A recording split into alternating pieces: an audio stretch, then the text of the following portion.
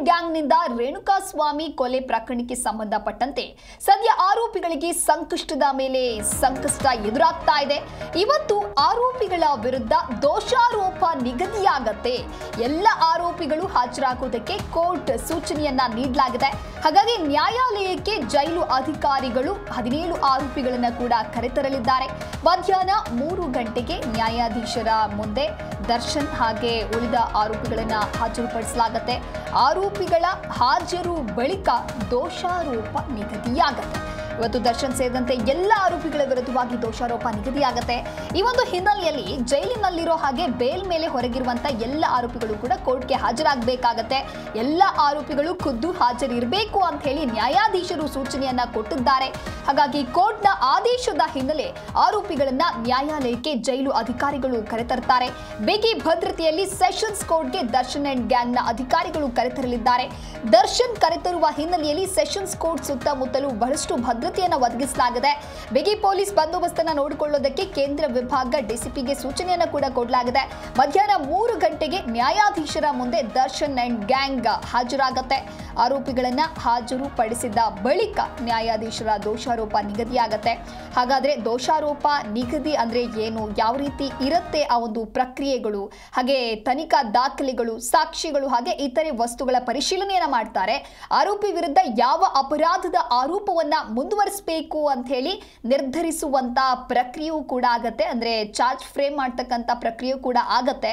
ದೋಷಾರೋಪ ನಿಗದಿಯನ್ನ ಮಾಡ್ತಕ್ಕಂಥ ಉದ್ದೇಶ ಹಾಗಾದ್ರೆ ಯಾಕೆ ಅಂತ ನೋಡ್ತಾ ಹೋಗೋದಾದ್ರೆ, ಆರೋಪಿ ಯಾವ ಅಪರಾಧಕ್ಕಾಗಿ ವಿಚಾರಣೆಗೆ ಒಳಗಾಗಿದ್ದಾನೆ ಅನ್ನೋದನ್ನ ಸ್ಪಷ್ಟಪಡಿಸೋ ಒಂದು ಕಾರಣಕ್ಕಾಗಿ, ಹಾಗೆ ನ್ಯಾಯಯುತ ವಿಚಾರಣೆಯ ಹಕ್ಕುಗಳನ್ನ ಕಾಯ್ದುಕೊಳ್ಳೋದು, ನ್ಯಾಯಾಲಯದ ಮುಂದೆ ಅನಾವಶ್ಯಕ ವಿಚಾರಣೆಗಳನ್ನ ತಪ್ಪಿಸೋದಕ್ಕೆ ದೋಷಾರೋಪ ನಿಗದಿಯನ್ನ ಮಾಡಲಾಗತ್ತೆ.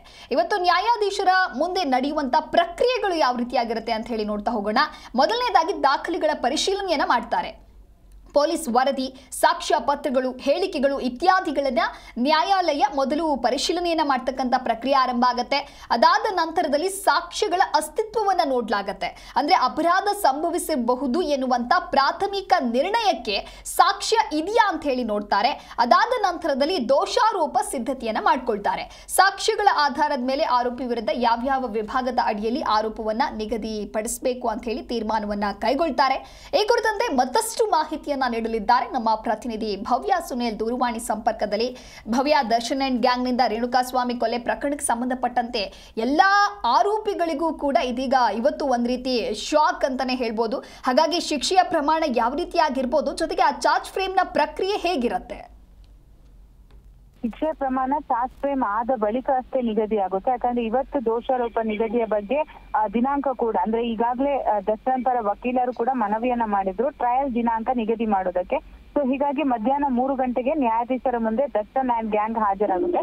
ಪ್ರಮುಖವಾಗಿ ಇಷ್ಟು ದಿವಸಗಳ ಕಾಲ ವಿಡಿಯೋ ಕಾನ್ಫರೆನ್ಸ್ ಮೂಲಕ ದರ್ಶನ್ ಅನ್ನ ಭದ್ರತೆಯ ದೃಷ್ಟಿಯಿಂದ ಹಾಜರುಪಡಿಸಲಾಗಿತ್ತು. ಆದ್ರೆ ಇವತ್ತು ಸ್ವತಃ ಬಿಗಿ ಭದ್ರತೆಯಲ್ಲಿ ಸೆಷನ್ಸ್ ಕೋರ್ಟ್ಗೆ ದರ್ಶನ್ ಅಂಡ್ ಗ್ಯಾಂಗ್ ಅನ್ನ ಪರಪ್ಪನಾಗರ ಜೈಲಿನಿಂದ ಜೈಲಾಧಿಕಾರಿಗಳು ಸೇರಿದಂತೆ ಅಂದ್ರೆ ಸಿಟಿ ಸಿವಿಲ್ನ ಸುತ್ತಮುತ್ತ ಪೊಲೀಸರ ಭದ್ರತೆಯಲ್ಲಿ ಪೊಲೀಸರು ಅಂದ್ರೆ ನ್ಯಾಯಾಧೀಶರ ಎದುರೊಂದು ಹಾಜರುಪಡಿಸ್ತಾ ಇದ್ದಾರೆ. ಪ್ರಮುಖವಾಗಿ ತನಿಖಾ ದಾಖಲೆಗಳು, ಸಾಕ್ಷ್ಯಗಳು ಹಾಗೆ ಇತರೆ ವಸ್ತುಗಳ ಪರಿಶೀಲಿಸಿ ಆರೋಪಿ ವಿರುದ್ಧ ಯಾವ ಅಪರಾಧದ ಆರೋಪವನ್ನು ಮುಂದುವರಿಸಬೇಕು ಎನ್ನುವುದನ್ನ ಇವತ್ತು ಚಾರ್ಜ್ ಫ್ರೇಮ್ ಅಲ್ಲಿ ನಿರ್ಧಾರ ಮಾಡಲಾಗುತ್ತೆ. ದೋಷಾರೋಪ ನಿಗದಿ ಮಾಡುವ ಉದ್ದೇಶ ಏನಕ್ಕೆ ಅಂದ್ರೆ ಆರೋಪಿ ಯಾವ ಅಪರಾಧಕ್ಕಾಗಿ ವಿಚಾರಣೆಗೆ ಒಳಗಾಗಿದ್ದಾನೆಂಬುದನ್ನ ಸ್ಪಷ್ಟಪಡಿಸುವುದು, ಹಾಗೇನೆ ನ್ಯಾಯಯುತ ವಿಚಾರಣೆಯ ಹಕ್ಕುಗಳನ್ನ ಕಾಯ್ದುಕೊಳ್ಳುವುದು, ಹಾಗೆ ನ್ಯಾಯದ ಮುಂದೆ ಅನಾವಶ್ಯಕ ವಿಚಾರಣೆಗಳನ್ನ ತಪ್ಪಿಸುವಂತದ್ದು. ಸೊ ಹೀಗಾಗಿ ನ್ಯಾಯಾಧೀಶರ ಮುಂದೆ ನಡೆಯುವಂತಹ ಪ್ರಕ್ರಿಯೆ ಯಾವ ರೀತಿ ಇರುತ್ತೆ ಅಂದ್ರೆ, ದಾಖಲೆಗಳ ಪರಿಶೀಲನೆ ಆಗಿರ್ಬೋದು, ಪೊಲೀಸರು ಸಲ್ಲಿಸಿರುವಂತಹ ಚಾರ್ಜ್ ಶೀಟ್ ಆಗಿರ್ಬೋದು, ಸಾಕ್ಷ್ಯ ಪತ್ರಗಳಾಗಿರ್ಬೋದು. ಸೊ ಇದನ್ನ ಪ್ರಮುಖವಾಗಿ ನ್ಯಾಯಾಲಯ ಮೊದಲನೇದಾಗಿ ಪರಿಶೀಲನೆ ಮಾಡುತ್ತೆ.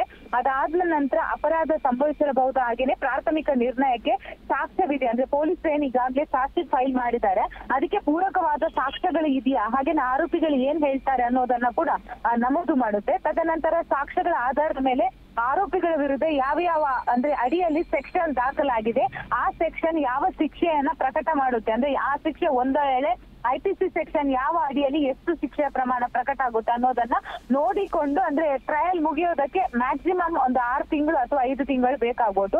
ಎಕ್ಸಾಂಪಲ್ ಈ ಹಿಂದೆ ಪ್ರಜ್ವಲ್ ರೇವಣ್ಣ ಕೇಸ್ ಕೂಡ ಇದೇ ರೀತಿ ಟ್ರಯಲ್ ನಡೆದು ಶಿಕ್ಷೆಯ ಪ್ರಮಾಣ ಕೂಡ ಪ್ರಕಟ ಆಗಿರುವಂತದ್ದು. ಸದ್ಯ ಇದು ದರ್ಶನ್ ಪಾಲಿಗೆ ಬಹಳಷ್ಟು ಮಹತ್ವ ಅಂತಾನೆ ಹೇಳ್ಬೋದು. ಹಾಗೇನೆ ಉಳಿದ ಆರೋಪಿಗಳಿಗೆ, ಯಾಕಂದ್ರೆ ಸುಪ್ರೀಂ ಕೋರ್ಟ್ ಇವರ ಬೇಲ್ ರಿಜೆಕ್ಟ್ ಮಾಡಿರೋ ಕಾರಣಕ್ಕಾಗಿ ಇವರು ಟ್ರಯಲ್ ಹಂತದಲ್ಲಿ ಪೊಲೀಸರು ಕೊಟ್ಟಿರುವಂತಹ ಚಾರ್ಜ್ ಶೀಟ್ಗೆ ಕರೆಕ್ಟ್ ಆಗಿ ಸಾಕ್ಷಿಗಳಾಗಿರ್ಬೋದು, ಆರೋಪಿಗಳ ಹೇಳಿಕೆ ಆಗಿರ್ಬೋದು, ಹಾಗೇನೆ ರೇಣುಕಾ ಸ್ವಾಮಿ ಫ್ಯಾಮಿಲಿ ಅವರ ಹೇಳಿಕೆ ಎಲ್ಲ ಕೂಡ ಹೋಲಿಕೆಯಾಗಿ ಶಿಕ್ಷೆ ಪ್ರಮಾಣ ಪ್ರಕಟ ಆದ್ರೆ ತದನಂತರ ಲೋಯರ್ ಕೋರ್ಟ್ ಆಗಿರ್ಬೋದು, ಹೈಕೋರ್ಟ್ ಆಗಿರ್ಬೋದು ಅಥವಾ ಸುಪ್ರೀಂ ಕೋರ್ಟ್ ಮೂರರಲ್ಲಿ ಒಂದರಲ್ಲಿ ಜಾಮೀನು ಹಾಕೋದಕ್ಕೆ ಕೂಡ ಇವರು ಟ್ರೈ ಮಾಡಬಹುದು. ಯಾಕಂದ್ರೆ ಇದರಲ್ಲಿ ದರ್ಶನ್ ಅವರ ಪಾತ್ರ ಇಲ್ಲ ಅನ್ನೋ ನಿಟ್ಟಿನಲ್ಲಿ ವಾದವನ್ನ ಮಾಡಬಹುದು. ಸೊ ಹೀಗಾಗಿ ಟ್ರಯಲ್ ಏನಿದೆ ಸೊ ಇದು ಬಹಳಷ್ಟು ಇವರ ಅಂದ್ರೆ ಒಂದು ಈಗಿನ ಮಟ್ಟಕ್ಕೆ ಬಹಳಷ್ಟು ಪ್ರಾಮುಖ್ಯತೆ ಇರುವಂತದ್ದು ದಿವ್ಯಾ. ಬಟ್ ಒಟ್ಟಾರೆ ಹೇಳ್ಬೇಕಾದ್ರೆ ಇವತ್ತು ದರ್ಶನ್ ಅನ್ನ ಸ್ವತಃ ಪೊಲೀಸ್ ಅಧಿಕಾರಿಗಳು ಕರ್ಕೊಂಡು ಬಂದು ನ್ಯಾಯಾಧೀಶರ ಎದುರು ಹಾಜರುಪಡಿಸ್ತಾರೆ. ಈ ಸಂದರ್ಭದಲ್ಲಿ ಆತ ಯಾವ ರೀತಿ ವಿಚಾರಗಳನ್ನ ಹೇಳಿಕೆ ಕೊಡ್ತಾನೆ ಅನ್ನೋದು ಕೂಡ ಪ್ರಮುಖವಾಗಿರುತ್ತೆ.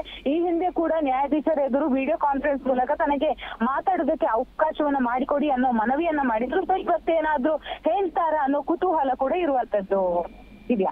ಓಕೆ ಭವ್ಯ, ಹಾಗೆ ಈ ಒಂದು ಕೊಲೆ ಕೇಸ್ಗೆ ಸಂಬಂಧಪಟ್ಟಂತೆ ಅಂದ್ರೆ ಪೊಲೀಸರ ಹತ್ರ ಇವಾಗ ಏನಿದೆ ಟೆಕ್ನಿಕಲ್ ಎವಿಡೆನ್ಸ್ಗಳು ಅದೇ ದರ್ಶನ್ಗೆ ಮುಳುವಾಗುವಂತ ಸಾಧ್ಯತೆ ಏನಾದ್ರೂ ಜಾಸ್ತಿ ಇದೆಯಾ ಅಂತ ಹೇಳಿ ಭವ್ಯ?